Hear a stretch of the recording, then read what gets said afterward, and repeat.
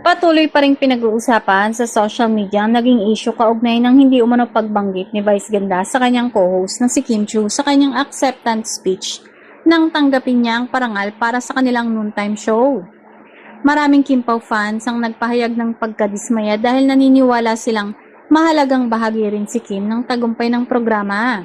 Dahil sa insidente, umani ng iba't ibang reaksyon si Vice, habang may mga dumepensa sa kanya at nagsabing hindi sinasadya ang hindi pagbanggit kay Kim. Marami rin naman ang bumatikos at nagpahayag ng kanilang saloobin sa social media. Lalong uminit ang usapin matapos maglabas ng komento si Vice sa X dahil natag din si Kim sa naturang komento. Mas lalong naging emosyonal ang ilang taga-suporta ng Kim Pao at pinagpatuloy ang kanilang mga pahayag online. May ilan ding fans na nagpaalala kay Kim na huwag gumanong maging sobrang mabait dahil pakiramdam nila ay naaabuso ang kanyang kabutihan. Binanggit pa nila na sinuportahan ni Kim ang Metro Manila Film Fest movie noon ni Vice sa pamamagitan ng black screening.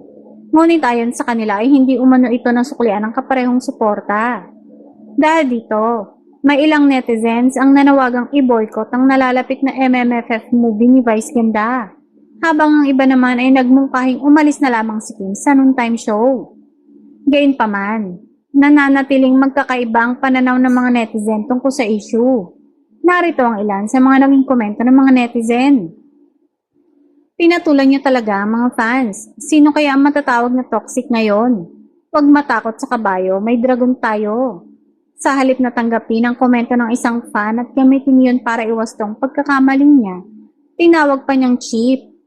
Ganon talaga kapag matanda na, maiksi na ang pasensya. Sana kinausap na lang niya si Kim ng personal kesa sa social media.